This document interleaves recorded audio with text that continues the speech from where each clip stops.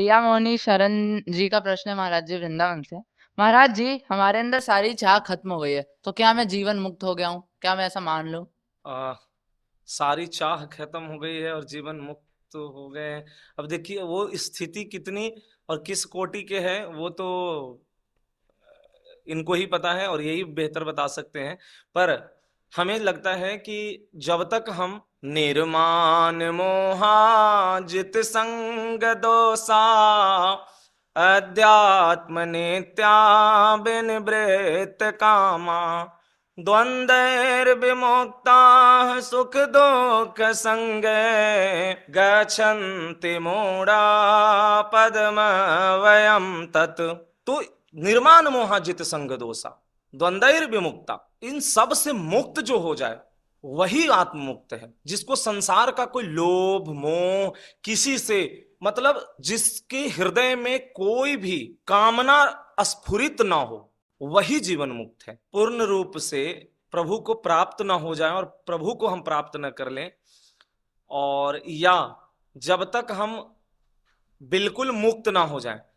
और ये तब तक संभव नहीं है। देखिए कुछ समय के लिए तो ये होता है ऐसा कि हमारा जीवन एकदम लगने लगता है कि एकदम वो एक एक वैराग्य का जब रंग चढ़ता है शुरू शुरू में तो ऐसे लगता है। वो हर किसी के साथ, हम लोग के साथ भी ऐसा हुआ है।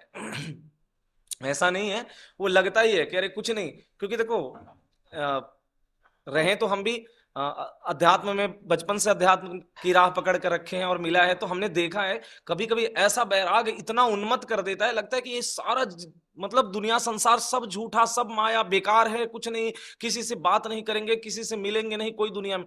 पर ये कितने लंबे समय तक रहता है और इसको कैसे हम आगे पुष्ट करते हैं वैराग्य को, उस पर निर्भर करता है। पर अगर ये कह देना कि हम क्या जीवन मुक्त हो गए, ये हमको लग रहा है ये अभी सही नहीं होगा। क्योंकि ये, हाँ, ये एक वैराग्य की भावना प्रबल जरूर हो गई है। उसको और लंबे समय तक अगर हम सत्संग और हमेशा भागवतिक संग करेंगे, संतों का संग करेंगे, वैराग्य की और हम पुष्टता करेंगे, तब ये संभव हो सकता है।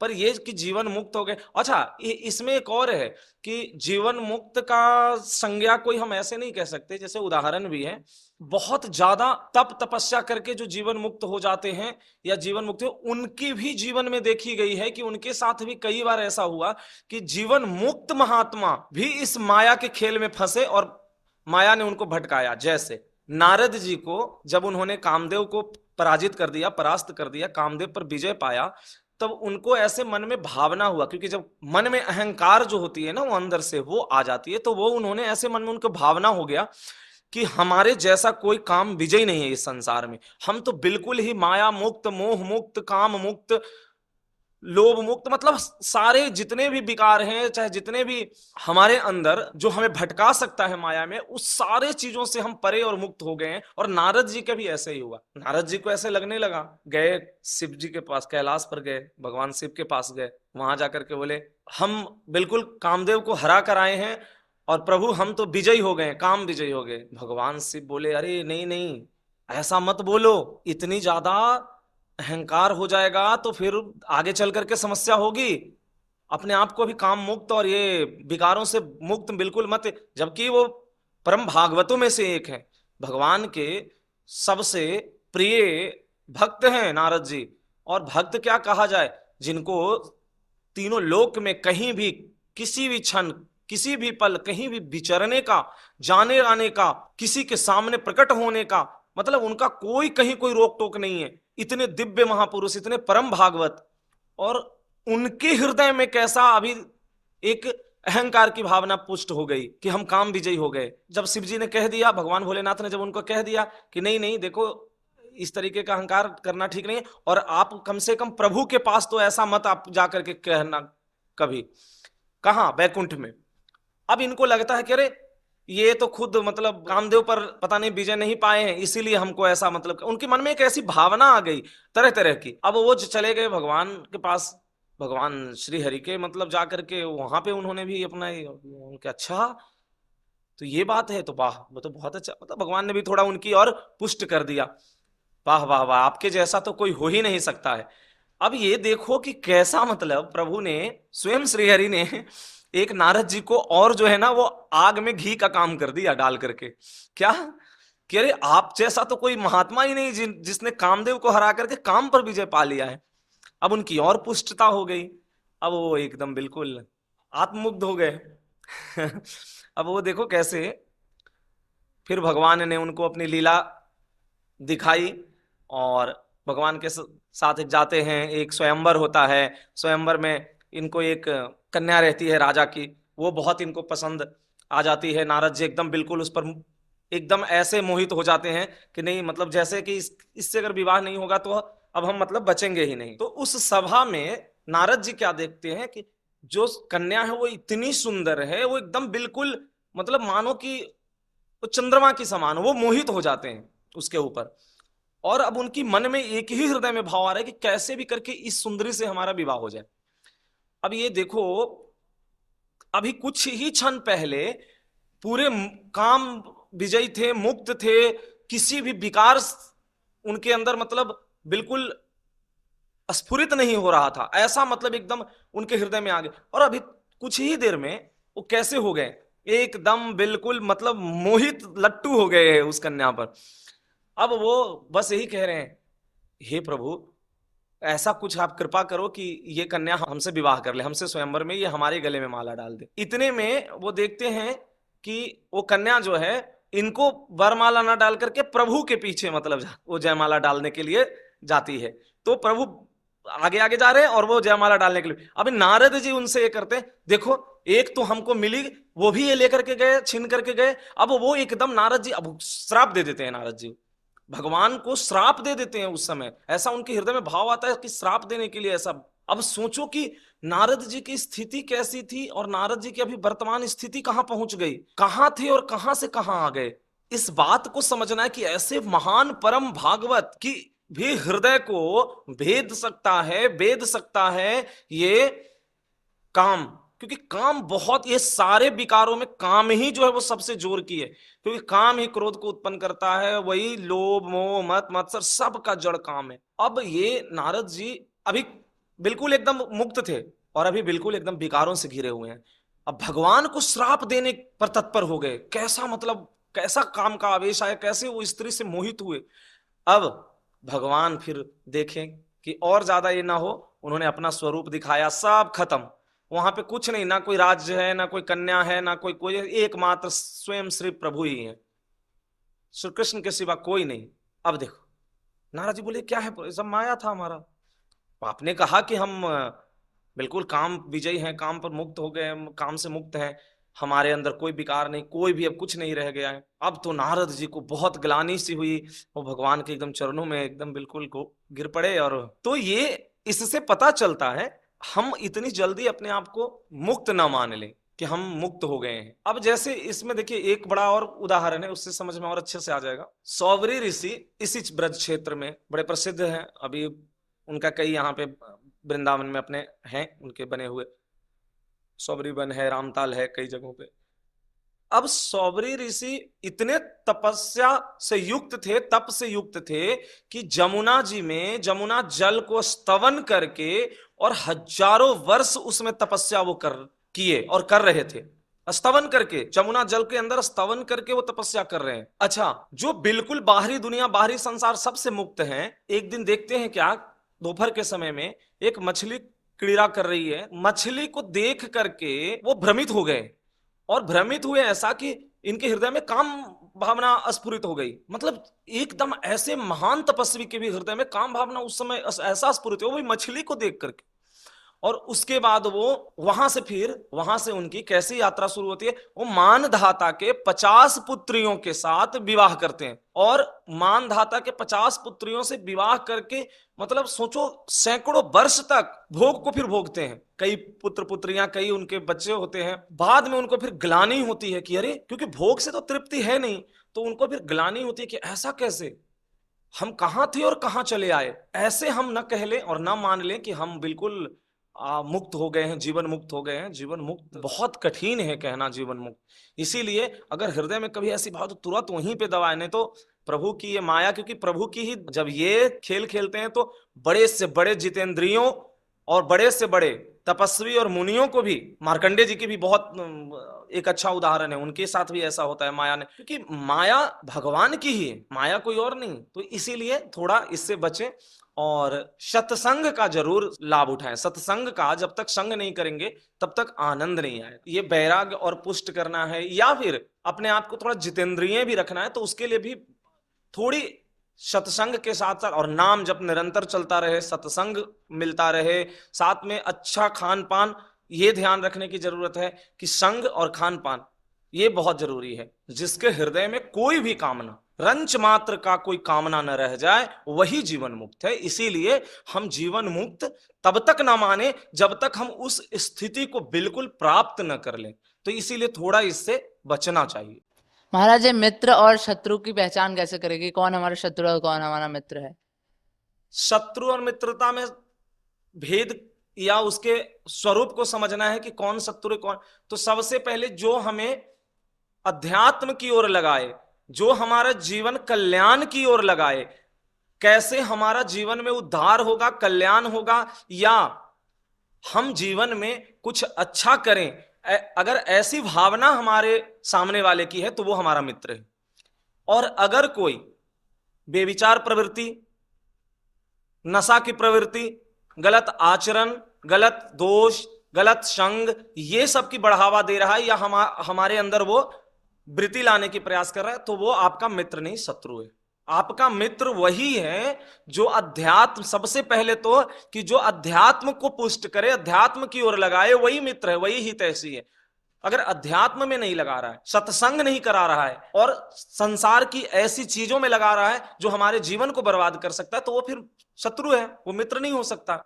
और मित्र अगर कड़वा भी है और अध्यात्म की ओर लेकर के जा रहा है, तो वो सच्चा मित्र वही है, वही सच्चा मित्र है। इसको बहुत आसानी से आप समझ सकते हैं। जैसे ही आपके कोई भी संसारी ऐसे कार्य है जो आपको गलत मार्ग की ओर ले जाएगा, घर गृहस्थी के कोई ऐसे कार्य जो गलत मार्ग की ओर ले जाएगा, तो समझ जाइए कि वो आपका मित्र नहीं है। और जो अध्यात्म की ओर ले जाए, आपके सुख समृद्धि, आपके परिवार में खुशहाली आए, ऐसा कोई आपके साथ वो भावना और व्यवहार रख करके आपको बढ़ावा दे रहा है या आपका सहयोग कर रहा है, वो आपका मित्र है। अगर वो बेविचार को बढ़ा रहा है, नशा को बढ़ा रहा है, तो फिर वो आपका मित्र नहीं हो सकता, वो तो शत्रु ही है। जैसे कई बार ऐसे हमने देखा है कि लोग आते हैं, कहते हैं, जैसे बच्चों के, खास करके आजकल बच्चों का जो संग होता है, तो बच्चों संग से ही बिगड़ते हैं ज्यादातर। अब एक बच्चे ने दूसरे बच्चे को मोबाइल में कुछ गलत चीज दिखाया, धीरे धीरे उसकी आदत बन जाती है, वो बेविचार प्रवृत्ति में उतर जाता है।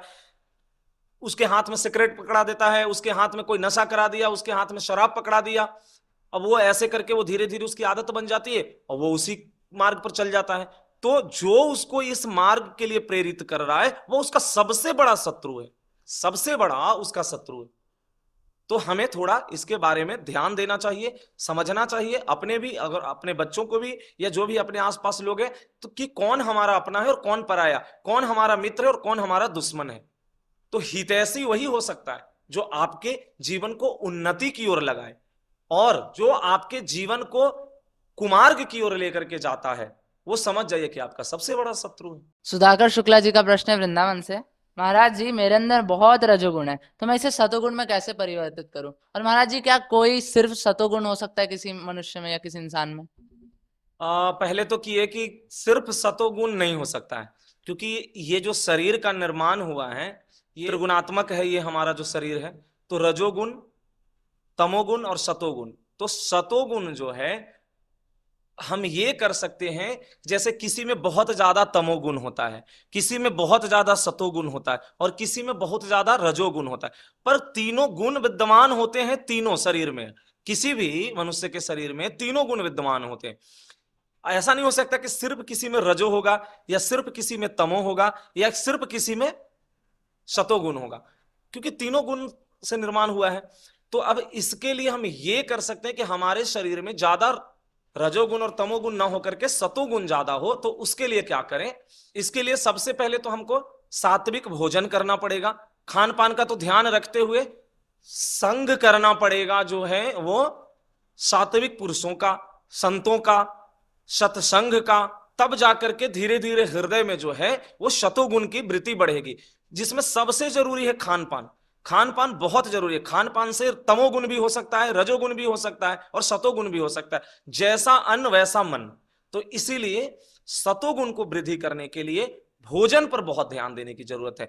अच्छा, भोजन की मात्रा भी उतनी होनी चाहिए जितनी हमारे शरीर की पूर्ति के लिए है, जरूरत के लिए। जैसा कार्य हमारा है, अगर हमारा बहुत हार्ड वर्क है, बहुत हम कार्य करते हैं परिश्रम का, तो भोजन हमको उसी हिसाब से चाहिए। अगर हमारा जो कार्य है कि नहीं हम बैठने का कार्य है या कम हमारा कार्य है मेहनत का, तो हम उतना भोजन ले जितना हमारे शरीर की जरूरत की पूर्ति करे, क्योंकि वो प्रमाद बनाएगा और प्रमाद तमोगुण का जन्म देगा, प्रमाद रजोगुण लेकर के आता है। तो सतोगुण लाने के लिए सात्विक भोजन, ठाकुर जी का भोग लगा हुआ अगर मिले प्रसाद तो वही सबसे उत्तम है। और निद्रा की भी, क्योंकि अगर रजोगुण से बचना है तो निद्रा भी ऐसी होनी चाहिए जो एक कम से कम जल्दी उठना, 5 से 6 घंटे से ज्यादा का निद्रा नहीं होनी चाहिए। 5 घंटे ही ऐसे तो है, पर 6 घंटे तक के निद्रा जो संसार में काम कर रहे हैं, तो ये इस हिसाब से थोड़ा अपने आप को संतुलित करेंगे, अपने आप को थोड़ा सा नियंत्रित करेंगे तो वो होगा।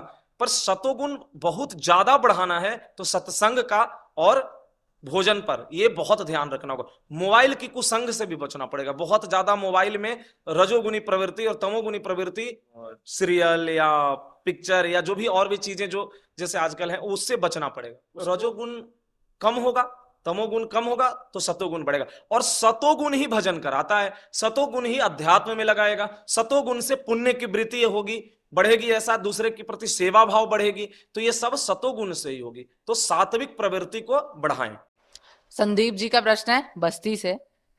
महाराज जी, हमारे परिवार में कोई नास्तिक है जो ईश्वर को नहीं मानते, तो हम उन्हें कैसे समझाएं? अब सबसे पहले तो यह है कि अगर उससे हमारा कोई संबंध है, पारिवारिक है, शरीर का है, हमारी जिम्मेदारी भी है और हमें चाहिए भी कि हम उसको पहले समझाएं, हम उसको जब तक सत्संग कराएं। अगर हमारे में इतना बल नहीं अध्यात्म के, तो शायद वो नहीं समझेगा। तो हमें अध्यात्म की ओर उसको बढ़ाने के लिए सबसे पहले किसी महापुरुषों के, किसी संतों का सत्संग कराएं, सत्संग सुनाएं, उससे उसके ऊपर प्रभाव पड़े। और किसी संतों का वचन को उसको 2-4 बार 5 बार उसको सुनाएं और अपने से भी प्रयास करना चाहिए समझाने का। अगर फिर भी वो नहीं समझ रहा है, नहीं तो देखो जबरदस्ती किसी को नहीं समझा सकते हैं, लगा सकते हैं। अध्यात्म में अगर कोई नास्तिक है बहुत ज्यादा, तो उसको आप जबरदस्ती उसको भगवत मार्ग में नहीं ला सकते। देखो यही होते जा रहा है समाज, क्योंकि लोग कैसे गलत राह पर जा रहे हैं, या अध्यात्म को नकार रहे हैं, संतों को नकार रहे हैं, भगवान के अस्तित्व को नकार देते हैं। उसमें है क्या ना, ये जो सीरियल वेब सीरीज, जब से ये वेब सीरीज का प्रचलन हुआ है, मतलब उसमें संतों के प्रति, भगवान के प्रति ऐसा मतलब फिल्माया जाता है, ऐसा दिखाया जाता है कि आजकल नास्तिकता अपने आप बढ़ जा रहा है ये देख करके सिर्फ, क्योंकि ऐसा ही उसमें नेगेटिव दिखाया जाता है चीजों को, जबकि बिल्कुल ही ये विपरीत है। इस समय किसी को अगर कोई नहीं समझता है, नहीं तो उसको समझाना बहुत मुश्किल है। और हमें लगता है कि 2-4 बार अपना जो उसका संबंध के नाते उससे समझाना चाहिए या बताना चाहिए। अगर नहीं समझे तो छोड़ देना चाहिए, नहीं तो वो किसी भी प्रकार का मतलब फिर वो वाद विवाद होकर झगड़े का रूप ले लेगा, विवाद का रूप ले लेगा। अब धीरे धीरे ऐसा प्रभाव बढ़ते जा रहा है कि लोग बड़े मात्रा में नास्तिकता की ओर जा रहे हैं। और इससे बचाने के लिए लोगों को, क्योंकि देखो कोई घर में अध्यात्म का चर्चा नहीं होता है, घर में लोग अध्यात्म की बात नहीं करते हैं, सत्संग की बात होगी नहीं, नाम कीर्तन होगा नहीं, ठाकुर सेवा होगी नहीं, संतों का आगमन रह नहीं गया है, तो ऐसे में नास्तिकता ही तो फैलेगा। और ऊपर से ये टीवी सीरियल वाले, बेस्ट कल्चर, ये सब आकर के पूरा जो है समाज को एक गलत मार्ग की ओर लेकर के जा रहा है। अब भगवान के ही अस्तित्व को नकार देना, अरे हमें ये लगता है हमको नकारने से क्या वो नहीं रहेगी। हम मान लें कि हमारे कोई कह दे कि हमारे दादा परदादा को तुमने देखा था, तो नहीं तो थे ना, तभी तो तुम्हारे पिता आए, तुम आए। तुमने अगर परदादा को नहीं देखा तो क्या तुम्हारे परदादा नहीं थे? जैसे कहते हैं कि हमने भगवान को नहीं देखा, तो भगवान को देखोगे कैसे?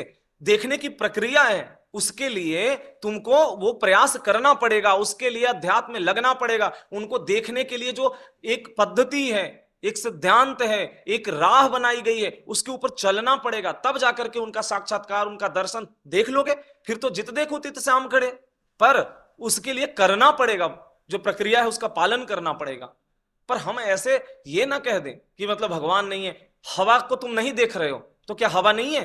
तुम श्वास नहीं ले रहे हो? हवा को जब तुम नहीं देख रहे हो तो क्या तुम श्वास नहीं ले रहे हो, नहीं जी रहे हो? थोड़े जो है आजकल के युवाओं में भी बढ़ावा देने की जरूरत है और अध्यात्म से जोड़ने की भी जरूरत है। और लोगों को ये जो भ्रमित कर रहे हैं ये सीरियल वाले, वेब सीरीज वाले, और कुछ जो बाहरी जो विदेश से जो आ गए हैं, अलग अलग चीजें बनाते हैं और उनको दिखाते हैं, तो ये सब चीजों से थोड़े बचा करके और इस पर थोड़ा जरूरत है। क्योंकि देखो अध्यात्म बहुत जरूरी है। हमारी संस्कृति, हमारा सनातन परंपरा, हमारे संतों के बारे में, हमारे महापुरुषों के बारे में उनको जब तक बताएंगे नहीं, जागरूक करेंगे नहीं, उनको समझाएंगे नहीं, तो वो गलत ही राह पर जाएंगे, गलत ही भटकेंगे। उनके अंदर ऐसे ही नास्तिकता आएगी और नास्तिकता फैलेगी।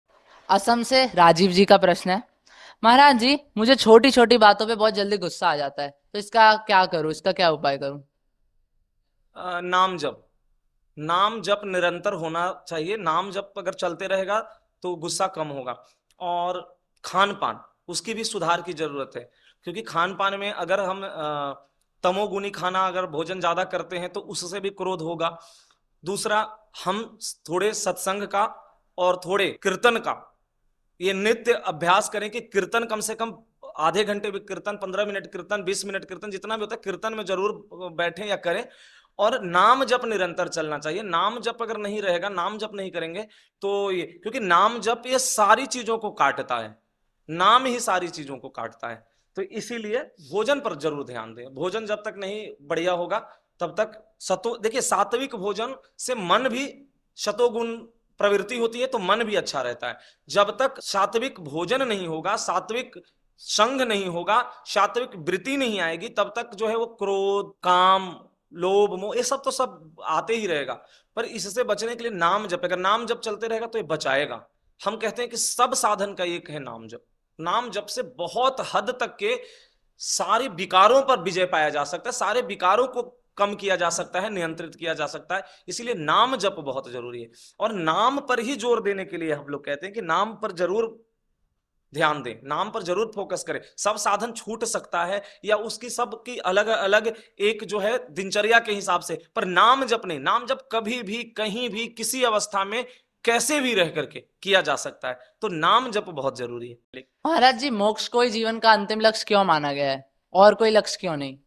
मोक्ष को जीवन का अंतिम इसलिए माना जाता है कि फिर आप जीवन मरण से मुक्त हो जाते हैं। फिर आपको आने जाने की जो एक क्रिया है संसार में वो खत्म हो जाती है। क्योंकि आना जाना है तो कष्टकारी ही, गर्भ के ही माध्यम से आप इस संसार में आते हैं। चाहे वो किसी जीव में आ रहा है, चाहे वो मनुष्य में आए या कोई और जीव में, किसी और की, पर किसी भी योनि में आपको जन्म हो रहा है तो गर्भ के रूप में। और गर्भ में बहुत कष्टकारी है। गर्भ में जब भी जीव होता है तो उसको इतना कष्ट, इतना तड़प होता है कि वो भगवान से प्रार्थना करता है कि इस गर्भ से हमको एक बार मुक्त कर दो, इस कष्ट से एक बार मुक्त कर दो प्रभु। हम इतना भजन करेंगे कि हम आपके भजन करके आपको प्राप्त करके मुक्त हो जाएंगे। पर जैसे ही वो संसार में आता है वो सब भूल जाता है। तो मुक्त इसलिए कहा गया है कि मोक्ष के बाद फिर आना जाना नहीं रह जाता, आने जाने की क्रिया बंद हो जाती है। इसीलिए कहा जाता है कि मोक्ष को अंतिम लक्ष्य।